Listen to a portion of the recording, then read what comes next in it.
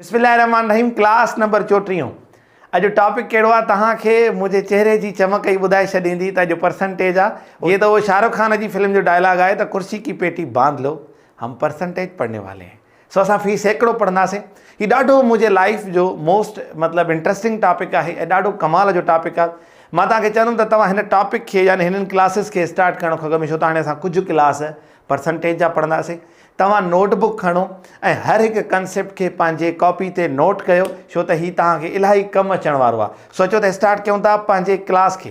जीअं त तव्हां ऐं असांजे लाइ जेको वर्ड आहे परसेंटेज, परसेंटेज जी लफ़्ज़ी माना आहे फी सैकड़ो यानी आउट ऑफ 100। इन जी माना आहे आउट ऑफ 100 यानी 100 मां। लफ़्ज़ पर जी माना आहे अपान या out of. Cent Latin language जो वर्ड आहे जंहिंजी माना आहे 100 यानी हिन में चए थो असांखे 100 मां। हाणे 100 मां जो छा कॉन्सेप्ट आहे इन ॻाल्हि खे सम्झण जी ज़रूरत आहे। ऐं मां पर्सनल एक्सपीरियंस थो ॿुधायां। कोई इन खे मतिलबु पंहिंजो ओपिनियन कोई बि ॾेई सघे थो। मुंहिंजो हिकिड़ो ओपिनियन आहे यानी तव्हां इख़्तिलाफ़ रखी सघो था उन ॻाल्हि खां त मां जंहिं अंदाज़ में परसेंटेज पढ़ी आहे त मूंखे फार्मूला हिननि खां थोरी मतिलबु एलर्जी आहे। यानी फार्मूला हिन जा यादि करणु या उन फार्मूले में हुनखे फिट करणु, हिन जा कुझु की कंसेप्ट्स आहिनि। अगरि उहे तव्हां ज़हन में रखो तव्हां बबर शेर थी करे हिसाबनि ते लहंदव ऐं तव्हांखे हिसाबु कॾहिं बि परसेंटेज जो त कॾहिं बि परेशान करे ई नथो सघे। ख़ासि करे उहो बि जॾहिं तव्हां फार्मूलनि जे हुन में मतिलबु इन्हनि में फासण खां तव्हां ईअं ई बहितर अंदाज़ में परसेंटेज खे हल करे सघंदव। ठीकु आहे त हिन जी माना आहे आउट ऑफ 100 यानी 100 मां। जंहिंजे लाइ हीअ सैम्पल इस्तेमालु कई वेंदी आहे। तव्हांजे साम्हूं सैम्पल बि लॻियल आहे। जीअं मां लिखियो आहे 5% 5% यानी 5 पर अपान सेंट यानी 100।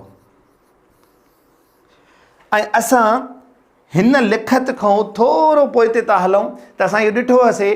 असां हेठों जेको अंगु रखंदा आहियूं उहो रखंदा आहियूं टोटल। ठीकु आहे यानी हीअ असांजो अंगु कहिड़ो आहे टोटल।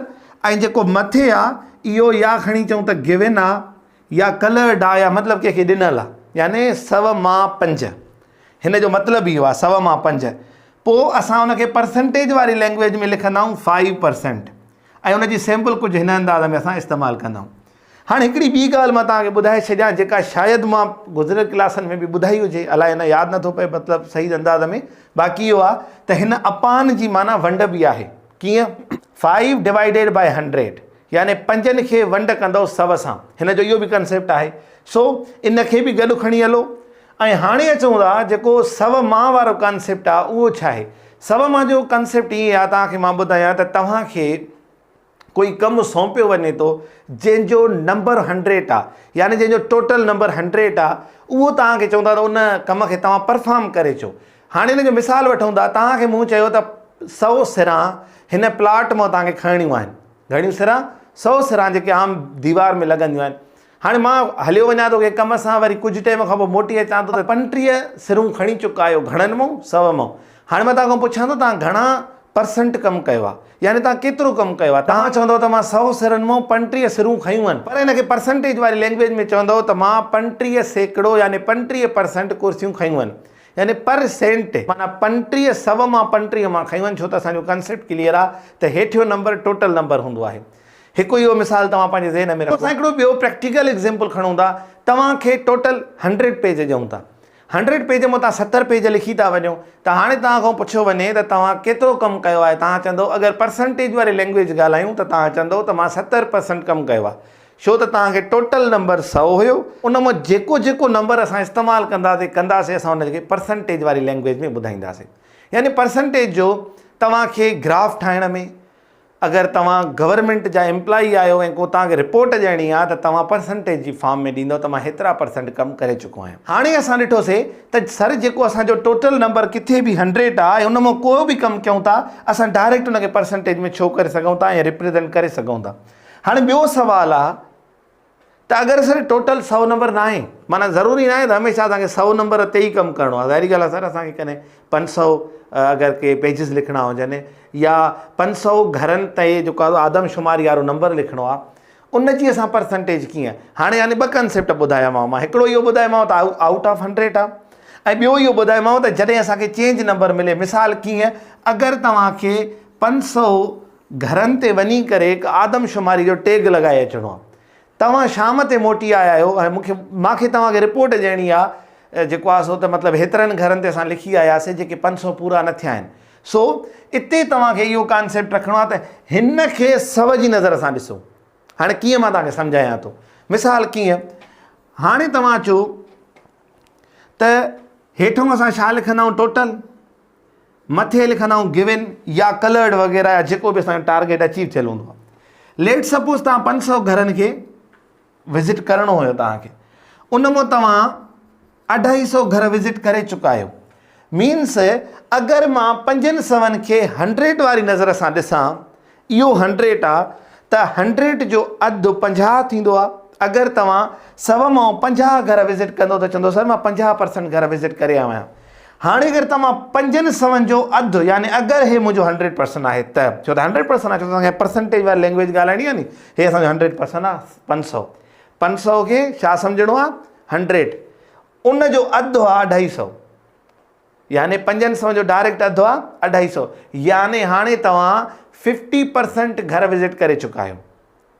ऐं तव्हांखे कुझु टाइम पहिरियां यादि हूंदो त मां तव्हांखे चयो हुयमि त तव्हां जो 5/10, 1/2, 20/40 इहे सभु बराबरि आहिनि।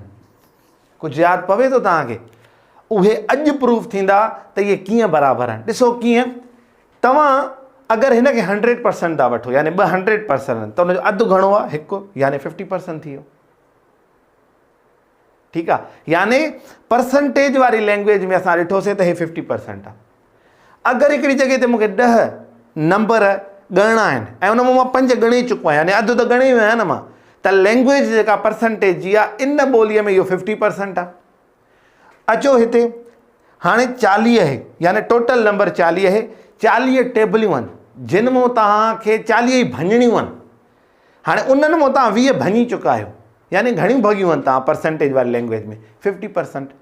In the concept of percentage these all will be called equivalent fraction। हाणे असांखे ख़बर पई हे जेका फ्रैक्शन वारी दुनिया आहे उनखे आइडेंटिफाई असांजी परसेंटेज बि कंदी आहे। ऐं इन जे ई करे मां तव्हांखे चवां पई हीअ सभु हिक ॿिए जा इक्विवेलेंट आहिनि, हे सभु बराबरि आहिनि। बराबरि कीअं हुया? अॼु असांखे ख़बर पई त परसेंटेज ॿुधायो त हीअ बराबरि आहिनि, हीअ पाण में ॿाहिरि आहिनि। छो? हे परसेंट ओतिरी था ज़ाहिर कनि, यानी हिननि खां तव्हां कंहिंखां बि ॾिसंदो इहे सभु 50% आहिनि।